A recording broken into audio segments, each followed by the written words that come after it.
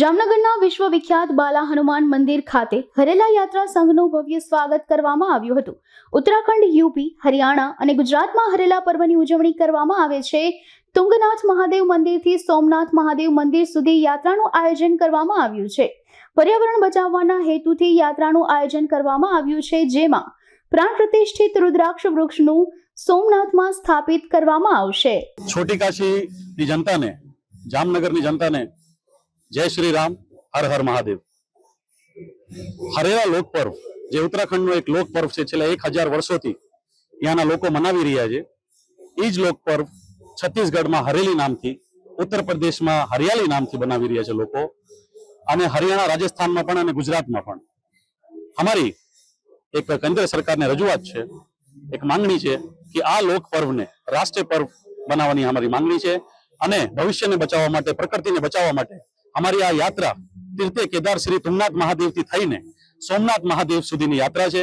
6700 kilometre અમે અત્યાર સુધીના પૂર્ણ કરી નાખ્યા છે, અને હવે આવતીકાલે અમે એક રુદ્રાક્ષનું વૃક્ષ, જેમ પ્રાણ પ્રતિષ્ઠિત કરેલો રુદ્રાક્ષનું વૃક્ષ તુંગનાથ મહાદેવથી લઈને અને 108 શિવાલય થઈને અમે કાલે સોમનાથમાં સ્થાપિત કરશું। અને મારી જે માંગણી છે અને મારી એક રિક્વેસ્ટ છે બધાને, જામનગરની જનતાને અને આખા હિન્દુસ્તાનને, કે આપણે પ્રકૃતિને બચાવવા માટે અત્યારે તમે જુઓ તો 55 ડિગ્રી સુધી ટેમ્પરેચર આપણું પહોંચી ગયું છે। ગ્લોબલ વોર્મિંગને એક અત્યારે ચેલેન્જ તરીકે બધા લઈ રહ્યા છે। પાણી બચાવવા માટે અભિયાન ચાલી રહ્યું છે।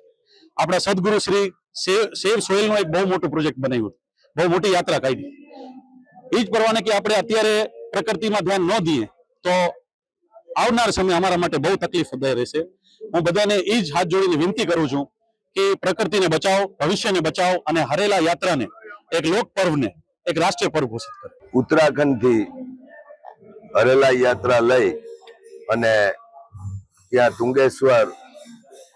તુંગનાથ મંદિર એટલે કે તૃતીય કેદારનાથ મંદિરમાંથી એમના મહંતશ્રી અને વિશાલભાઈ ત્યાગી એ 9 તારીખે આ હરેલા યાત્રા દેશમાં અનેક સ્થળોએ 108 જેટલા શિવ મંદિરે થઈ અને સોમનાથમાં જ્યારે આવતીકાલે હરેલા યાત્રાનું પૂર્ણ વિરામ થવાનું છે, ત્યારે રુદ્રાક્ષના વૃક્ષને લઈને એની સ્થાપના કરવાના છે। ત્યારે આજે આ છોટી કાશી બાલા હનુમાન મંદિર છેલ્લા 60 વર્ષથી અખંડ રામધૂન ચાલે છે, ત્યાં આ વૃક્ષને દર્શન અર્થે લઈ આવ્યા હતા। એમનું અમે સ્વાગત કર્યું, પૂજન કર્યું, અને એમની જે મનોકામના છે, એમની જે ઈચ્છા છે એ દેશ હિત માટે છે, પ્રકૃતિને બચાવવાની છે।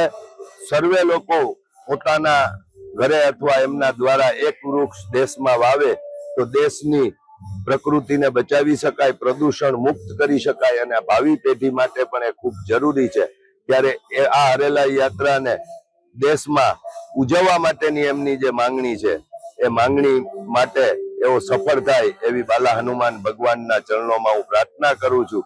અને દેશમાં એ પર્યાવરણ મુક્ત દેશને, પર્યાવરણ બચાવવું જરૂરી છે, પ્રદૂષણ મુક્ત દેશને કરવાની જરૂર છે। એટલે આ પ્રકૃતિ બચાવવા માટેની એમની જે પ્રયાસો છે એ સફળ થાય એવી શુભેચ્છા।